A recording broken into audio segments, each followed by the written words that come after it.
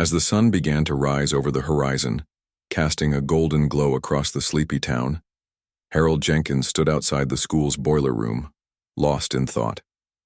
The events of the previous night weighed heavily on his mind. He had done what he believed was right, but now uncertainty crept in. What if someone found out about Private Daniel Carter? What if people misunderstood and thought Harold was hiding something suspicious? His instincts told him to trust his decision, yet the weight of responsibility made him uneasy. Inside the boiler room, Daniel lay on the cot, still weak, but slowly regaining strength thanks to Harold's care. The soldier's breathing steadied as he drifted in and out of sleep, occasionally murmuring words that Harold couldn't quite understand.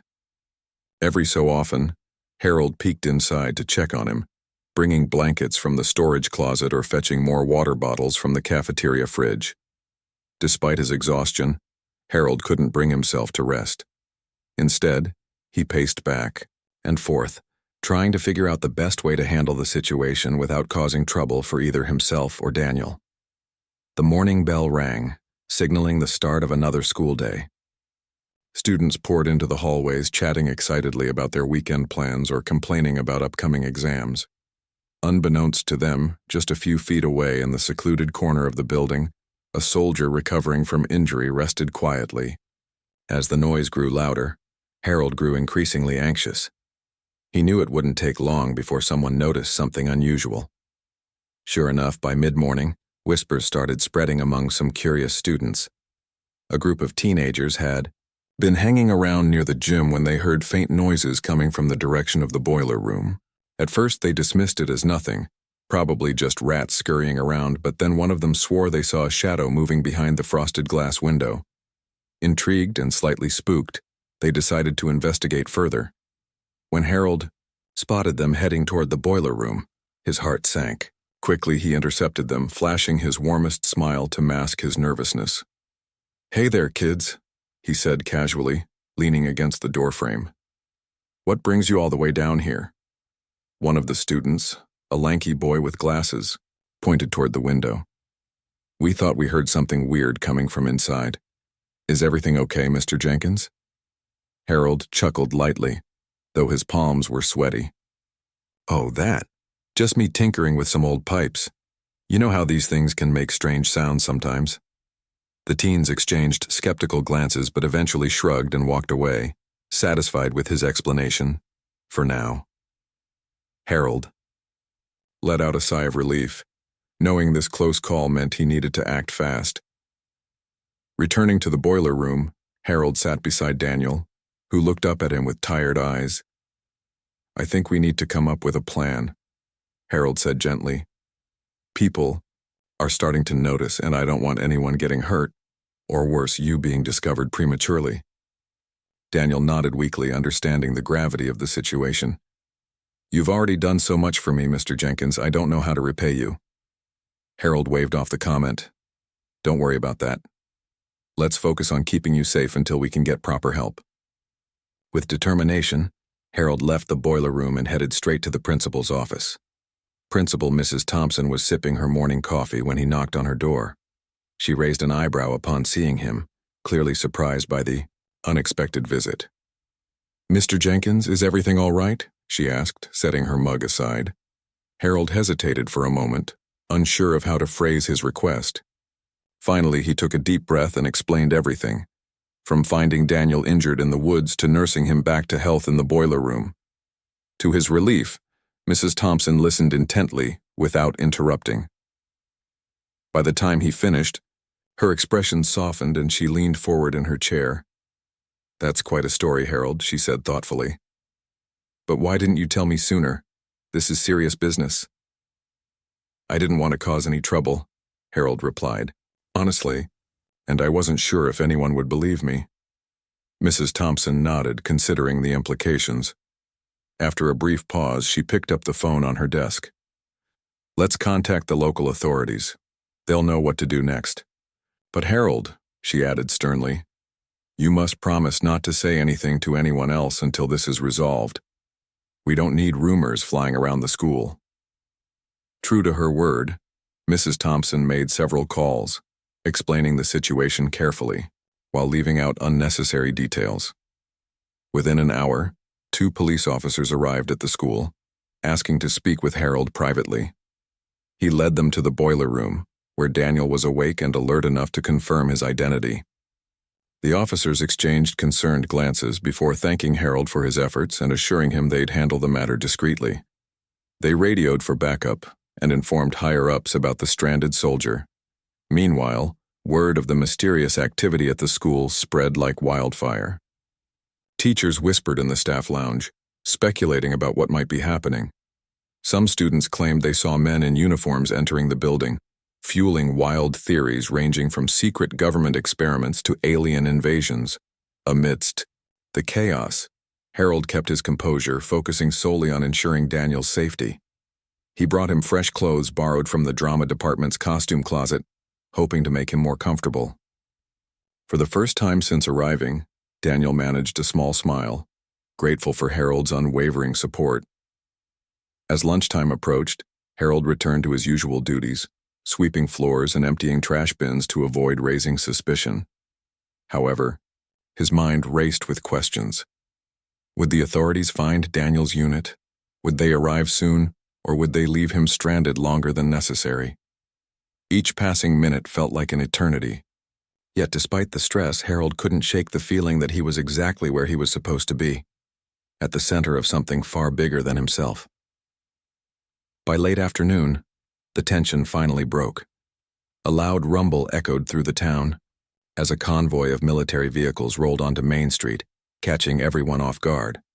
Soldiers spilled out of the trucks, their boots hitting the pavement with precision.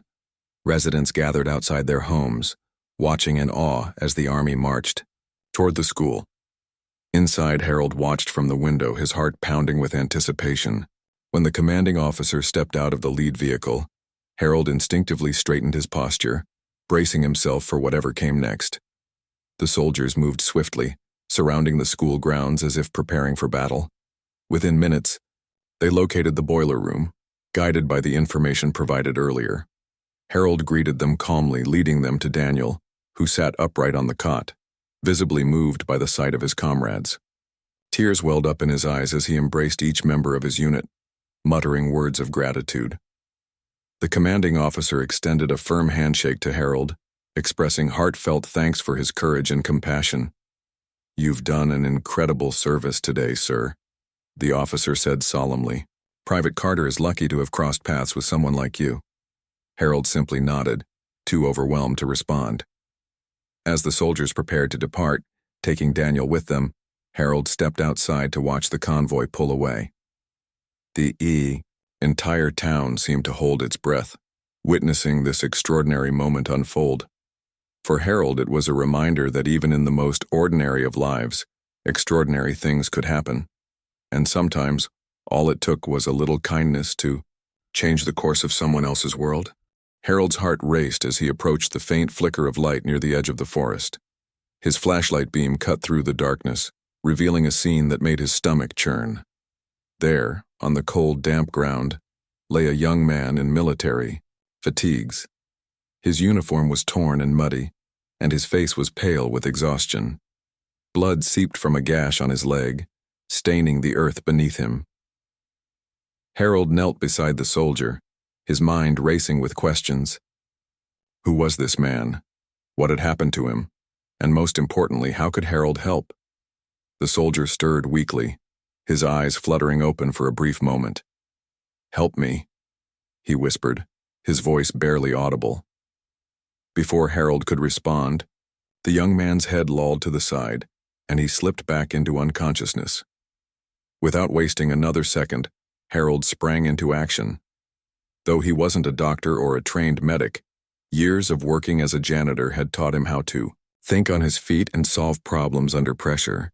He carefully slid his arms under the soldier's shoulders and legs, lifting him with surprising strength for a man his age. The soldier groaned softly but remained unresponsive as Harold carried him toward the school. The walk back felt like an eternity. Every step jarred the injured man, and Harold winced at the thought of causing him more pain. But there was no time to waste. The forest was cold and dark, and leaving the soldier there would mean certain danger. Finally, they reached the school, where Harold quickly unlocked the back door and carried the soldier inside. He knew the boiler room would be the safest place to tend to him, hidden from prying eyes and warm enough to keep him comfortable. Gently, Harold laid the soldier down on an old cot he kept there for emergencies. Once the soldier was settled, Harold grabbed his first aid kit from a nearby shelf. It wasn't much, a few bandages, antiseptic wipes, and some duct tape, but it would have to do.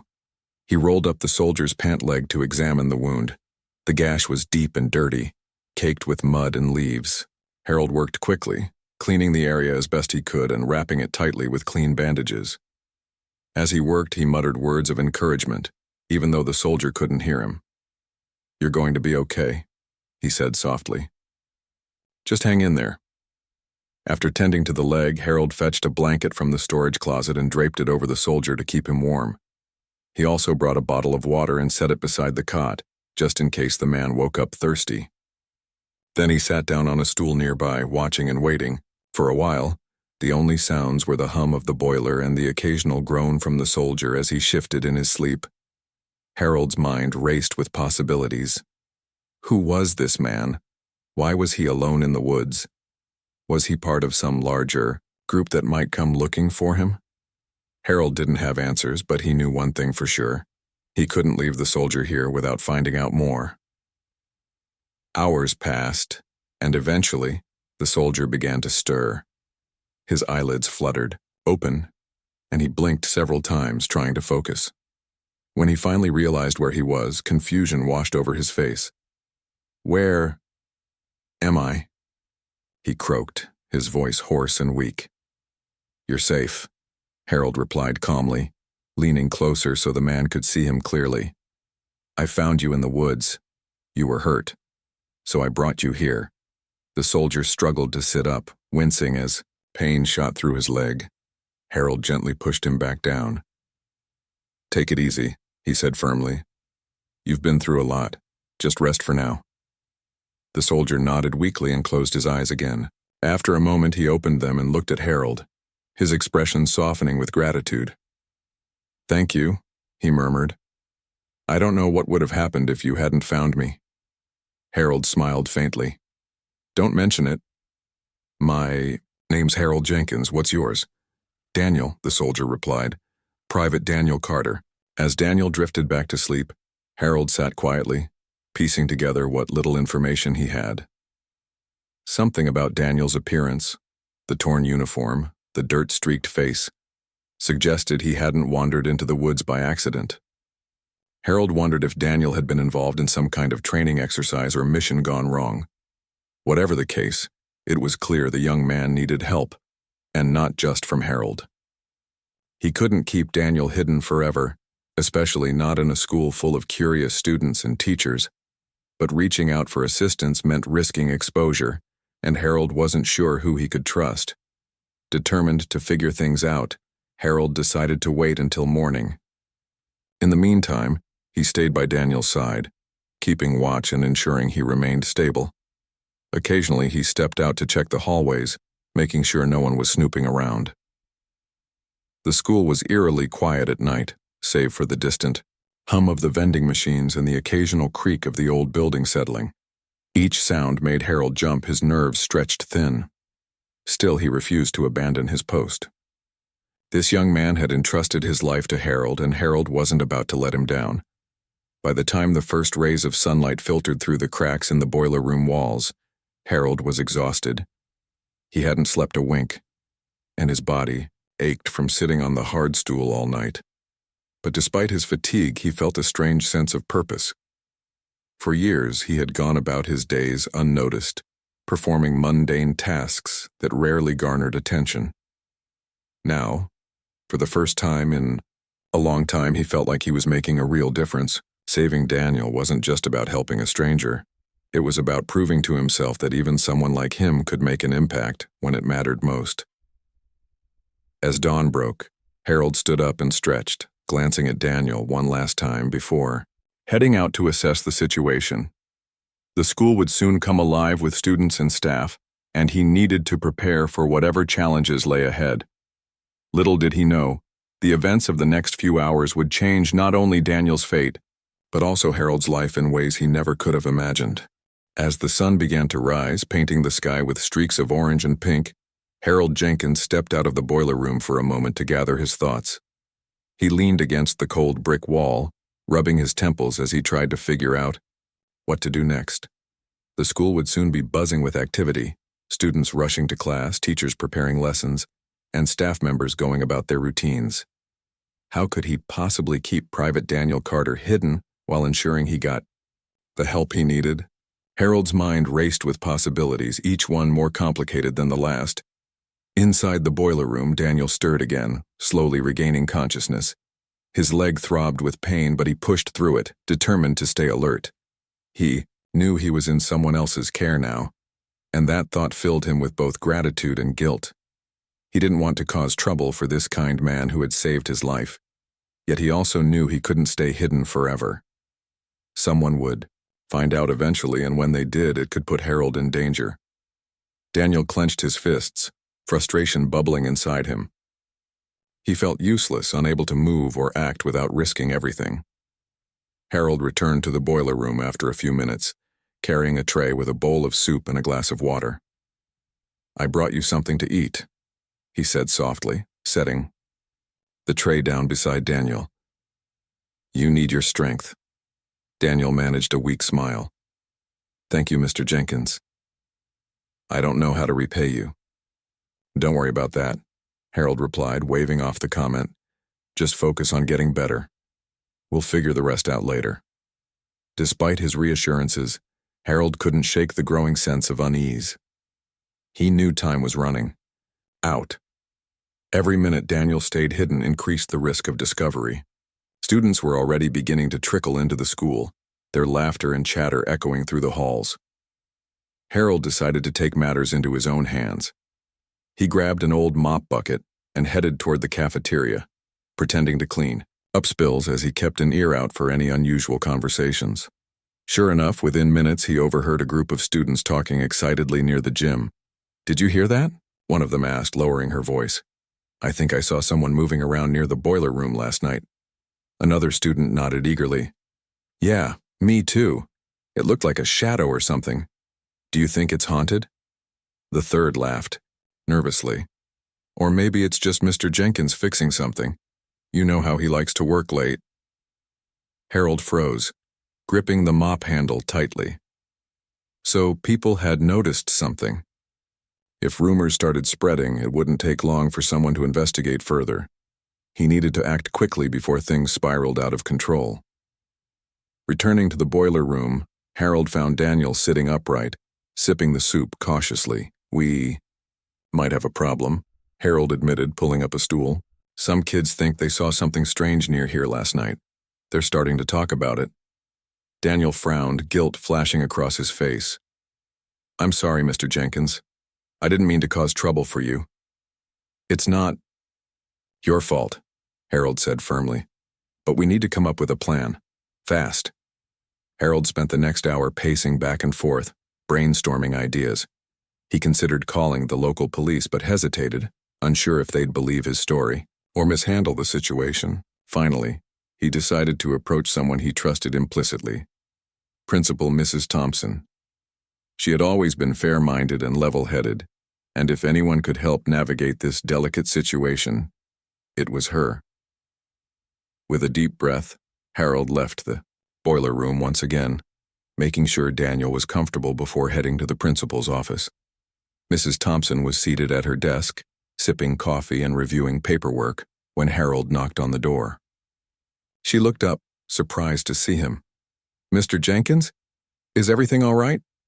Harold hesitated, unsure of how to begin. "Ma'am, I need to tell you something important. It's about the boiler room." Her brow furrowed. "What about it?" Taking a deep breath, Harold explained everything, from finding Daniel injured in the woods to nursing him back to health in secret. To his relief, Mrs. Thompson listened patiently, her expression shifting from shock to concern. When he finished, she leaned back in her chair, clearly deep in thought. "That's quite a story, Harold," she said finally. "Why didn't you Tell me sooner. I wasn't sure what to do, Harold admitted. And I didn't want to involve anyone else until I knew it was safe. Mrs. Thompson nodded, understanding his dilemma. All right, here's what we'll do. I'll contact the authorities and explain the situation. But Harold, she added sternly, you must promise not to say anything to anyone else until this is resolved. We can't afford any leaks. True to her word, Mrs. Thompson picked up the phone and dialed the local sheriff's department. She spoke calmly but firmly, explaining the details of the situation without revealing too much. Within half an hour, 2 officers arrived at the school, asking to speak with Harold privately. Nervously, Harold led them to the boiler room where Daniel sat waiting anxiously. The officers introduced themselves and asked Daniel a series of questions, verifying his identity and piecing together what had happened. Though visibly shaken, Daniel cooperated fully, expressing his gratitude to Harold for saving his life. The officers exchanged glances, clearly impressed by Harold's actions. You've done a remarkable thing, sir, one of them said sincerely. We'll handle it from here. Rest assured Private Carter will get the help he needs. Harold nodded, feeling a mix of relief and apprehension. As the officers radioed for backup, he stepped outside the boiler room, leaning against the wall as he processed everything that had transpired. Word of the mysterious activity at the school continued to spread, fueling wild speculation among students and staff alike. Some claimed aliens had landed, while others insisted it was a government conspiracy. Through it all, Harold remained silent, focused solely on ensuring Daniel's safety. By mid-morning, the tension reached its peak. A loud rumble echoed through the town as a convoy of military vehicles rolled onto Main Street, catching everyone off guard. Soldiers poured out of the trucks, their boots hitting the pavement with precision. Residents gathered outside their homes, watching in awe as the army marched toward the school.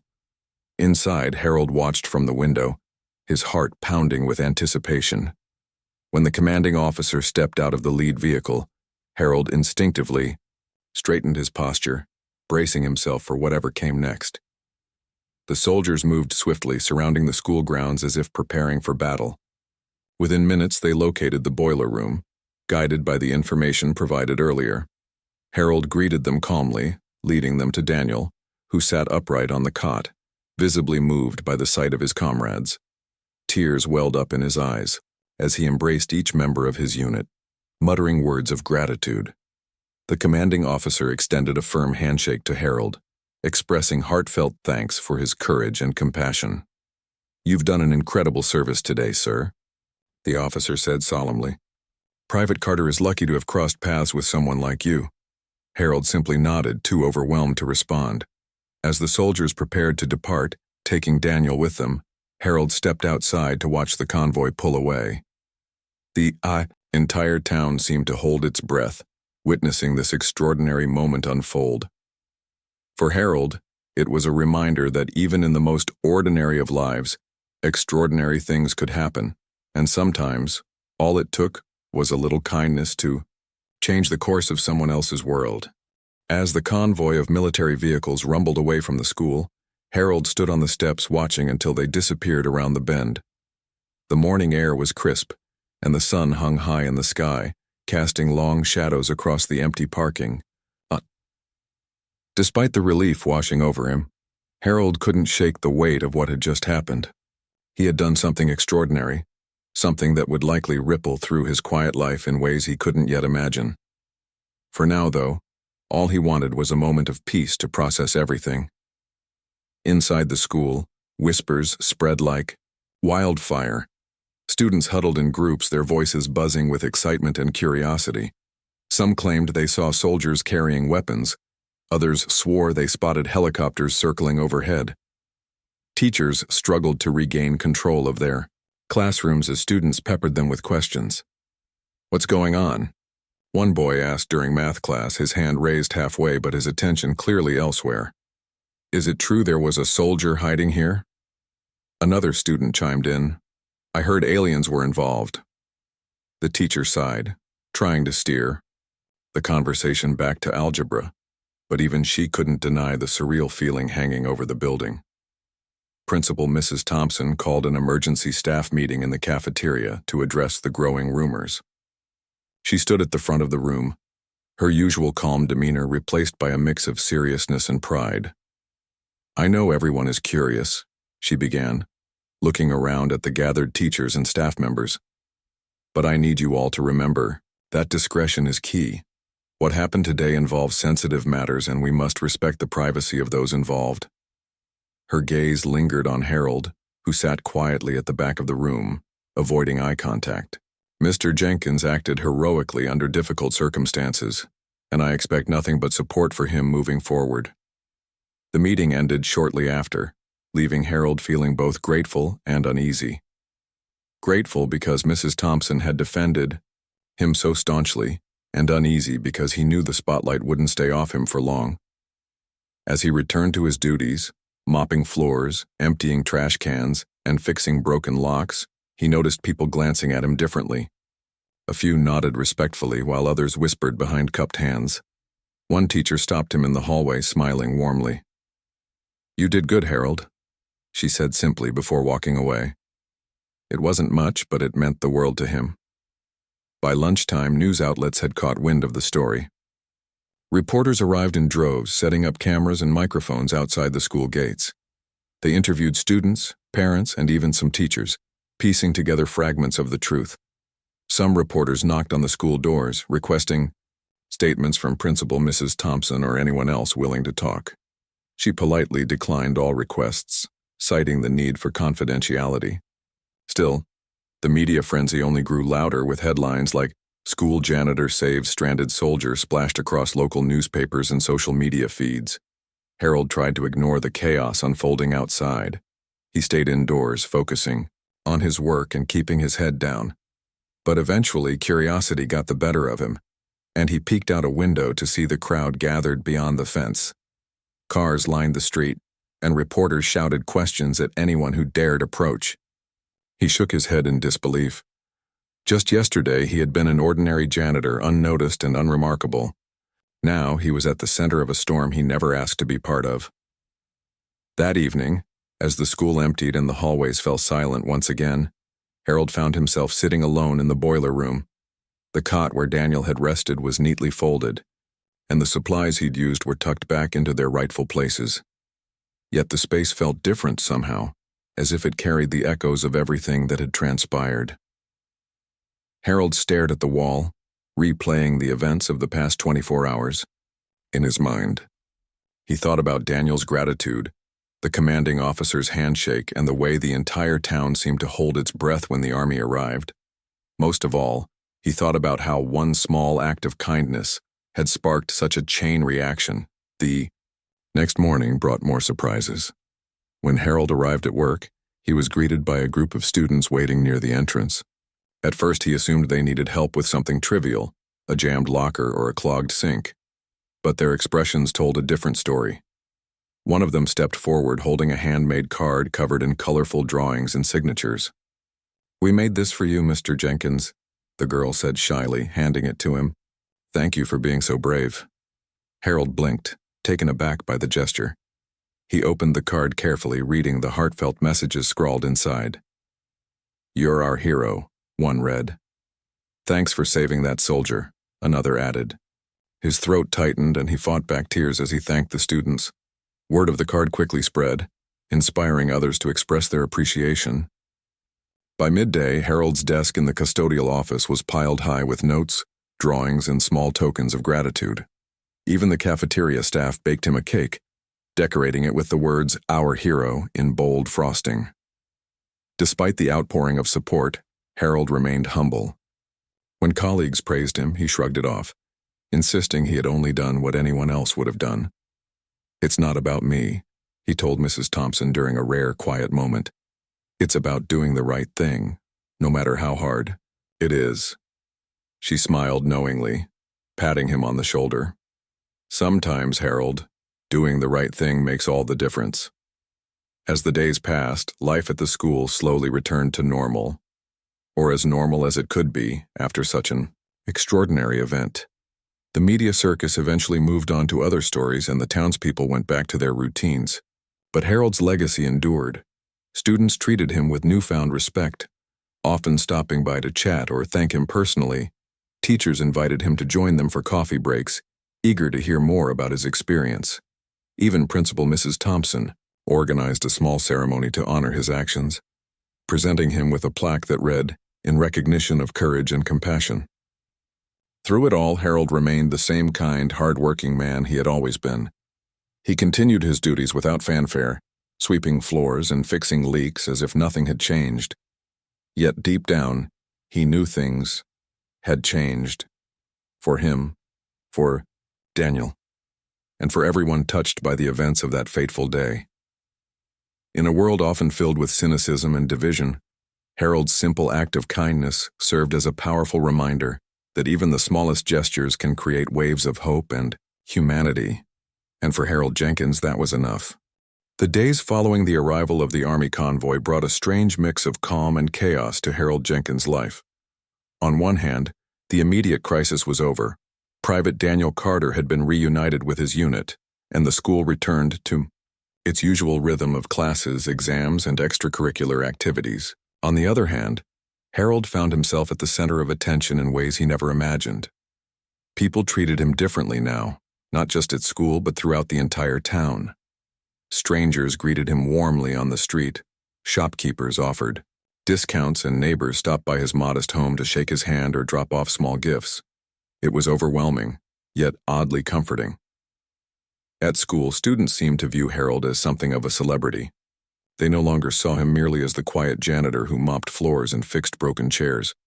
Instead, they saw a hero, a man who had risked his own safety to save someone in need. Some kids even started calling him Mr. Hero behind his back, though Harold didn't hear them and would have laughed it off if he did. During lunch breaks, groups of students lingered near the boiler room, hoping to catch a glimpse of him or maybe ask for advice about their own problems. One boy shyly approached Harold while he was cleaning the gym floor. "Mr. Jenkins," the boy began hesitantly, "if you ever see someone in trouble, how do you know what to do?" Harold paused, leaning on his mop handle as he considered the question. "You listen to your heart," he replied simply, "and you don't let fear stop you from doing what's right." Despite the newfound admiration, Harold couldn't help but feel uneasy. He wasn't used to being in the spotlight, and the constant praise made him uncomfortable. He worried people might expect too much from him, as if saving a stranded soldier somehow meant he could fix every problem that came his way. Still, he appreciated the kindness shown to him, especially by those closest to him. Principal Mrs. Thompson continued to support him wholeheartedly, ensuring he felt valued and respected. The teachers went out of their way to include him in conversations, asking his opinion on school matters and inviting him to staff meetings he normally wouldn't attend. Even the cafeteria ladies joked that they'd name a new dish after him, Harold's Hero Sandwich. As the weeks passed, the media coverage began to die down, but the story of Harold's bravery lingered in the hearts of many. Local newspapers occasionally ran follow-up articles, highlighting how his actions inspired others to think more deeply about helping those in need. A reporter once asked Harold if he had any plans to write a book or give motivational speeches about his experience. Harold chuckled at the idea, shaking his head. "I'm just a janitor," he said humbly. "I don't have much to say beyond what I've already done." But the truth was, Harold had changed. His perspective on life broadened, and he realized that even the smallest acts of kindness could leave lasting impressions, not just on others, but on himself as well. One afternoon, as Harold worked in the boiler room organizing tools and supplies, a familiar figure appeared at the doorway. It was Private Daniel Carter, standing tall in his crisp uniform, looking healthier and stronger than before. Harold's eyes widened in surprise. "Daniel!" he exclaimed, dropping the wrench he'd been holding. "What are you doing here?" Daniel smiled warmly, stepping inside. "I came to thank you properly," he said, extending his hand. Harold shook it firmly, feeling a lump rise in his throat. "You didn't have to come all this way," Harold replied, though his voice betrayed his happiness. "I wanted to," Daniel insisted. "You saved my life, Mr. Jenkins. I'll never forget that." The two men sat together for nearly an hour, talking about everything that had happened since their last meeting. Daniel explained that his unit had completed their mission successfully after his rescue, thanks in part to the information he provided during debriefings. He also shared how Harold's selflessness inspired him to become a better person, to pay forward the kindness he had received. "Before I met you, I thought heroes were these larger-than-life figures," Daniel admitted, "but now I realize anyone can be a hero. All it takes is courage and a willingness to help." Harold listened intently, nodding along as Daniel spoke. When the conversation turned to the future, Daniel promised to keep in touch, vowing to visit again whenever he was in town. Before leaving, he handed Harold a small envelope. "This is for you," he said softly. Inside was a handwritten letter expressing his gratitude, along with a photograph of Daniel standing proudly with his unit. Harold stared at the picture for a long time, feeling a swell of pride he hadn't expected. News of Daniel's visit spread quickly through the school, adding another layer to Harold's growing legend. Students whispered excitedly about seeing the soldier walking the halls, and teachers marveled at the bond between the two men. For Harold, however, the visit reinforced something he already knew. Human connection mattered more than fame or recognition. What truly mattered was the impact one person could have on another's life, and vice versa. By the end of the month, the town decided to honor Harold officially.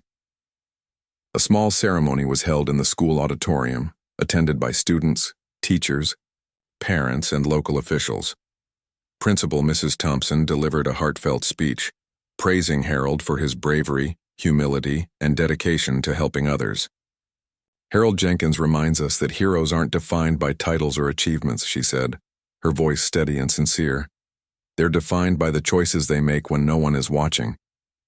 The crowd erupted into applause, and Harold stood awkwardly on stage, accepting the plaque presented to him with a sheepish grin. Afterward, several people approached Harold to congratulate him, including some he barely recognized. One elderly woman pressed a tin of homemade cookies into his hands, thanking him for reminding everyone of the goodness still present in the world. Another man, a veteran himself, saluted Harold solemnly, saying, "You remind me of why I joined the army, to protect and serve." Each interaction left Harold feeling both humbled and grateful. That evening, as Harold walked home under the fading light of the setting sun, he reflected on everything that had transpired. His life had changed in ways he couldn't have predicted, yet at its core it remained the same. He was still the school janitor, still the man who cleaned up messes and fixed broken things. But now he carried something extra, a renewed sense of purpose and a deeper understanding of the power of kindness. As he unlocked his front door and stepped inside, Harold smiled to himself. In a world full of challenges and uncertainties, he had discovered that sometimes the simplest acts of compassion could create ripples far beyond what anyone imagined. And for Harold Jenkins, that was enough. Months passed, and the excitement surrounding Harold Jenkins' heroic actions began to fade into the background of daily life. The school returned to its usual routine. Students studied for exams, teachers graded papers, and Harold continued his work as the janitor. Yet even as the spotlight dimmed, the impact of his kindness lingered in subtle but meaningful ways. People still smiled at him in the hallways, and students occasionally stopped by to share stories or ask for advice. Harold didn't mind the occasional reminder of that fateful day. It kept him grounded and reminded him of the importance of staying true to himself. One crisp autumn morning, Harold arrived at the school earlier than usual, as he often did. The air carried a chill, and leaves crunched underfoot as he made his way to the boiler room. As he unlocked the door, he noticed an envelope taped to it. Curious, he pulled it off and opened it carefully. Inside was a letter from Private Daniel Carter, written in neat handwriting. Daniel shared updates about his life since returning to duty, describing new missions and friendships formed along the way. He ended the letter with a heartfelt note. "Every time I face a tough decision, I think about you, Mr. Jenkins. Your courage inspires me to be better every day." Harold read the letter several times, feeling warmth spread through his chest. It wasn't just the words themselves that touched him. It was knowing that his actions had planted seeds of hope and determination in someone else's heart. He tucked the letter into his pocket, carrying it with him throughout the day like a talisman. Whenever doubts crept in about whether he deserved the attention or accolades, he remembered Daniel's gratitude and found comfort in knowing he had made a difference. As winter approached, the town prepared for its annual holiday celebration, a tradition where residents gathered to decorate the main square, sing carols, and share meals together. This year, the organizing committee decided to dedicate part of the event to acts of kindness within the community. Without telling Harold beforehand, they invited him to light the ceremonial Christmas tree during the festivities. When Principal Mrs. Thompson informed him of the plan, Harold hesitated, unsure if he should accept. "It's not about me," he protested gently. "I'm just doing my job." "You're more than that, Harold," Mrs. Thompson replied firmly.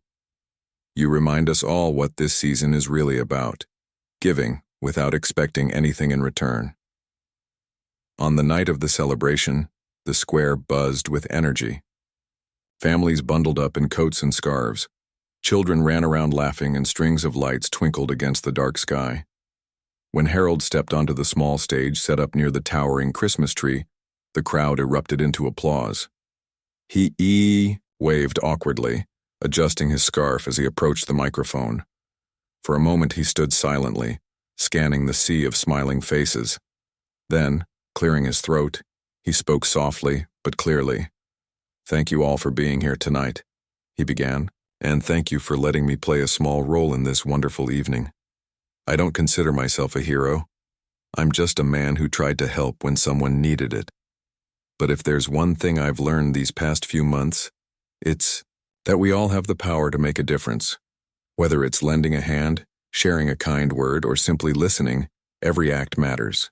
So tonight, as we celebrate together, let's remember to look out for each other, not just during the holidays, but always." His speech was short but sincere, earning cheers and whistles from the crowd. Afterward, Harold flipped the switch, illuminating the massive tree with thousands of sparkling lights. The sight took his breath away, and for a fleeting moment he allowed himself to bask in the joy surrounding him. Children tugged at their parents' sleeves, pointing excitedly at the glowing tree, while couples held hands and admired the scene. Harold stepped back, blending into the crowd, content to watch quietly. In the weeks that followed, Harold received countless letters and cards from people inspired by his story. Some came from strangers across the country, sharing tales of how his actions encouraged them to perform their own acts of kindness. A young woman wrote about volunteering at a homeless shelter after hearing about him. A retired teacher sent a note saying she started mentoring struggling students because of his example. Each message filled Harold with pride, not for himself, but for humanity's capacity to grow and change when given the chance. At school, the ripple effects of Harold's bravery continued to unfold. Students launched a kindness club, organizing projects to help those in need. They collected food for local shelters, wrote encouraging notes for hospital patients, and even visited senior homes to brighten residents' days. Teachers noticed a shift in behavior among students who seemed more willing to support one another and resolve conflicts peacefully. During one assembly, a group of students presented Harold with a mural they had painted, depicting scenes of compassion and unity. At the center stood a figure resembling Harold, holding a mop in one hand and a first aid kit in the other. When asked to say a few words, Harold simply smiled and said, "This isn't about me. It's about all of you choosing to care." By spring, life in the small town felt lighter, as though Harold's actions had sparked a chain reaction of positivity. Even the weather seemed to reflect the mood, with warm breezes replacing the harsh winds of winter. Harold continued his work, finding joy in the little things, the laughter of students echoing down the halls, the smell of freshly sharpened pencils, and the satisfaction of seeing a clean classroom floor. Though he never sought recognition, he couldn't deny the profound effect his choices had on others and on himself. One sunny afternoon, as Harold swept leaves from the school steps, a familiar voice called out to him. Turning, he saw Daniel, standing at the bottom of the stairs dressed in civilian clothes this time. "Surprise," Daniel said with a grin, holding up a picnic basket. "Thought we could catch up properly today." Harold laughed, setting aside his broom. Well, aren't you full of surprises? Come on in. I'll grab us some coffee.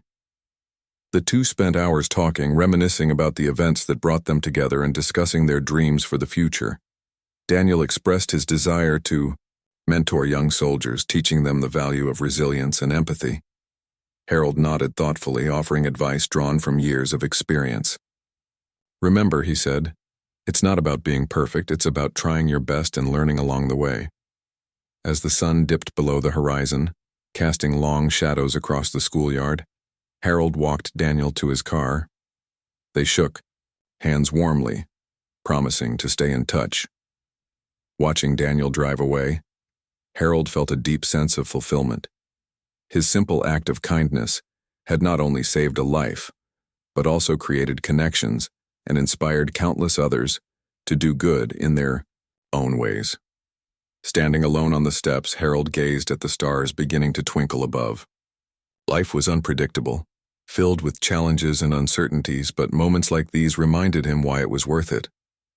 In a world that often felt chaotic and divided, Harold's story proved that even the smallest gestures of kindness could ignite hope, inspire change, and remind everyone of the goodness that existed within them. And for Harold Jenkins, that was enough.